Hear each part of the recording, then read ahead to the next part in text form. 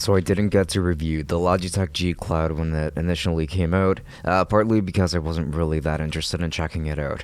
The last 2 to 3 months of 2022 was actually filled with many different retro handhelds, so my attention was absolutely elsewhere.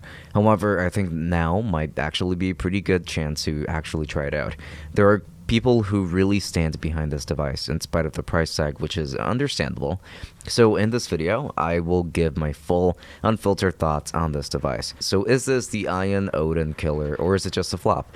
Well, it's neither of these, so here's why.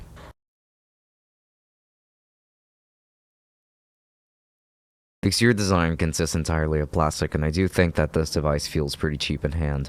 It definitely feels like I'm holding a cheaper device, as something like the Nintendo Switch and the Iron Odin feel much better in hand. What I mean to say is that it feels a little bit light and the plastic feels a little bit too cheap.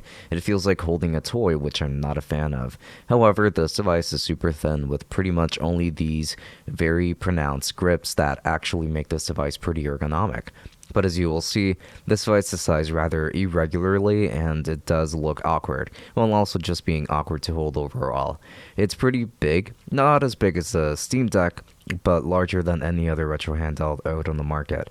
I'm not a huge fan of how this device is ergonomically designed. On the front, you're going to find your typical buttons along with a home button and a G button. On the top, you're going to find some shoulder buttons, a volume rocker, a sleep-wake switch, and a micro SD card slot.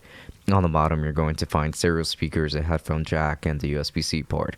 Overall, the buttons on this device also feel pretty cheap and shallow when pressing down on them. While I can deal with the face buttons feeling this way, which is a rather plasticky feeling instead of feeling like there is an actual rubber membrane underneath with better feedback, the D-pad is a strong offender.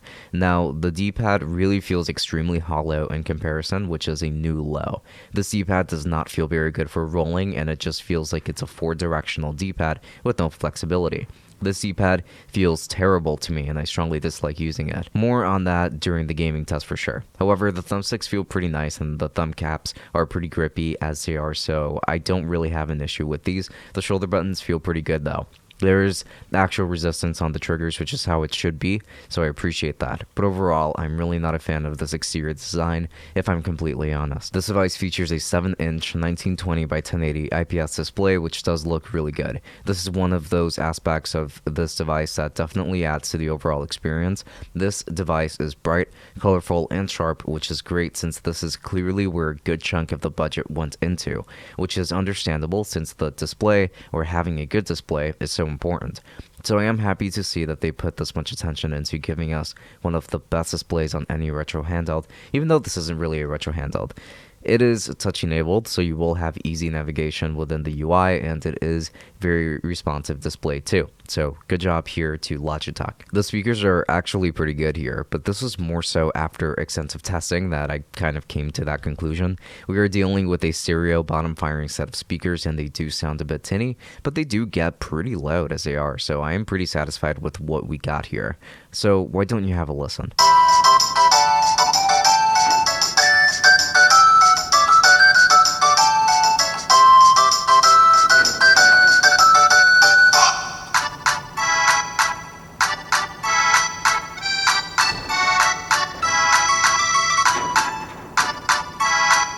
Now, this device is running on Android. At first glance, it's a totally different interface, which is better for navigation if you just want to use this for gaming. But you can switch to a regular Android interface if you want to. I, however, happen to actually like the default setup here, but you could always install a different front end if you want, which is nice. That is the beauty of Android. Another beautiful thing is that this device does come with the Play Store. It's funny how that's something to celebrate, but considering that other companies have excluded the Play Store from their Android devices, this is something worth mentioning. Now let's get into the actual gaming test. So considering that this is meant to be a device for cloud gaming that happens to be pretty good for retro game emulation, I want to cover both aspects in this review. So let's start with SNES emulation, using the SNES 9X EX Plus emulator, playing Chrono Trigger. I actually had a pretty good time here. I left everything at its native aspect ratio, and it does look pretty good. I think that this machine is absolutely overkill for SNES emulation, but you can do quite a lot with this device here, including scaling the resolution by quite a bit, and still get really solid performance. So this is a really good, really powerful, and definitely absolutely overkill machine for SNES. This is great for the exception of the terrible D-pad. I tried to walk diagonally, and in fighting games I tried to do rolling combos and simply couldn't do it. I had to resort to the thumbstick. It's so difficult to actually trigger anything beyond 4 directions on this D-pad. This is the first time I see anything like this, and this D-pad is genuinely awful. So if you're going to play any D-pad centered games, then already I simply cannot recommend the Logitech G Cloud in spite of its stellar performance here, which is going to be a real shame. With N64 performance through the M64 plus FZ emulator playing Ocarina of Time, I also had a really good time, and since the D-pad is close to irrelevant here pretty much, I was happy playing N64 games on here. Performance is very much ideal here, and this is really good. If you wanted a very solid N64 machine, then, well, you've got it. Especially since the vast majority of games here will be dependent on the thumbsticks, and these thumbsticks are going to be pretty good. Gamecube performance through the Dolphin emulator is pretty damn good as well, and I really do mean that it was pretty fantastic, though not perfect, but still good enough for it to be totally playable. For example, something like Twilight Princess runs really well with the weird stutter here and there, but overall, you will get pretty smooth gameplay here from my experience. I appreciate this because this isn't even the MMJR2 variant of Dolphin, and it still runs this well. Granted, I do still recommend using MMJR2 instead because it has proven to be better performer on Android, but overall, Gamecube does run pretty well, though not every game will run at 100% speed at all times, so keep that in mind. This game being one of those as well, so yes. Dreamcast through the Redream emulator runs really well too, understandably, so you don't have to worry at all about getting decent performance here. If you want a Dreamcast machine, then just let this gameplay of Sonic Adventure 2 convince you that you will not have any issues with Dreamcast here, as it just is a really solid performer. Granted, if this can run GameCube as well, it does then, naturally. It will definitely be able to play Dreamcast just fine, so keep that in mind. This is another system that this device absolutely crushes. Next is PSP through the PPSSPP emulator running Dissidia. This game also runs flawlessly, and I would expect any PSP game to run totally fine, with even some upscaling taking place. So I would absolutely keep that into consideration here because of this device's display. You also just get a really beautiful and almost perfectly knit or tailored experience here because of the aspect ratio. It just looks like the perfect fit on this device, and I would strongly recommend this one for PSP emulation if you wanted an overkill experience. Now, when it comes to PlayStation 2 emulation or performance, it's going to be pretty similar to GameCube. A lot of games will run pretty well, though not always at 100% speed, and that's mostly fine, I suppose. Something like Shadow of the Colossus will run pretty well here, but it's not perfect as there are going to be a lot of micro stutters that will pop in every now and then. But the fact that this device can render this open world, it does seem to be doing a really good job at that, which has left me pretty impressed. I think that this device will also be a good one for PlayStation 2 emulation, hands down, even though, of course, it won't be perfect for every single game out there.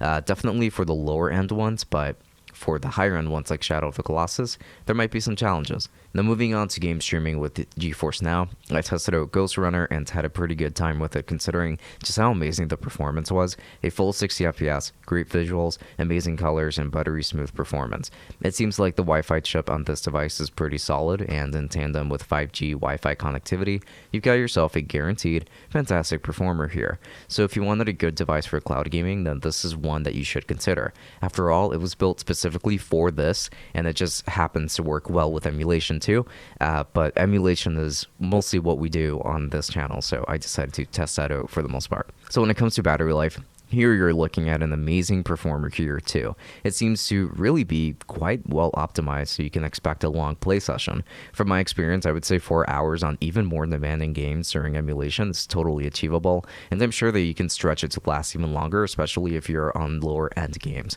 So don't stress that too much. I would say that the battery life on this device is really good. I have had a pretty tough time killing it. So in conclusion, this device in practice can be pretty great, but honestly, some of the hardware on this device does make it a deal breaker for me. Ignoring the price, which I don't think is really too terrible at around $300, it feels pretty cheap. The face buttons and the D-pad especially are not going to sell me on this device at all, and I'm someone that plays a lot of D-pad centric games when on a mobile device, so I don't think I can use this device for myself. However, this is a strong performer that I do think a lot of people will really like because of the power. So while this device is clearly not for me, like how the Odin on the other hand absolutely is for me, I can see how others will benefit from this device's prowess. So I don't recommend it if you're like me and any of my comments bothered you enough to reconsider, because the Odin is easily the better device in my opinion, but this is more accessible, as in the Logitech G Cloud. And it's really still powerful with a beautiful screen, so I can understand if you want to take the plunge and go for it instead. But I would say that overall, the Logitech G Cloud is not really a device I would purchase a second time if it happened to break on me or anything like that, because I just don't really like it enough. Would love to see version 2, even if it ends up costing more. I would love to see just much better hardware on the buttons, but right now it's not going to track so well for me.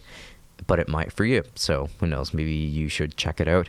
But if any of my comments bothered you, again, just forget it. There are going to be better options out there. So thank you so much for watching this video all the way up until the very end. I do very much appreciate it. I am a little bit sick at the moment, which is why I sound extra monotone more than usual. But I do appreciate the views, and if you have any comments, of course, any questions or anything like that, please make sure to leave that in the comments. Not only does it help with the algorithm, but I'm usually pretty happy to answer questions, if anything, too. So yeah, and I am going to be leaving affiliate links to the Logitech G Cloud if you feel like this is a device for you in the description. So if you use my link, you will be helping out the channel quite a bit. So I would appreciate that quite a bit if you were to use my link. So yeah. Everything is going to be down below. Now, please make sure to follow me on Instagram, where I do post every now and then, and on Twitch, where I've been having more sporadic streams, but definitely some pretty fun ones. So if you would like to stop by and just ask some questions, maybe just hang out, then by all means, please make sure to stop by, because it is a pretty fun time. Now, with that said, more retro handhelds on the way. The Razer Edge is coming about. It should be on its way by the time of me posting this video. But with that said, until next time, this has been Francisco from Tech Summit. Thank you for watching, and I'll be seeing you all later. Enjoy.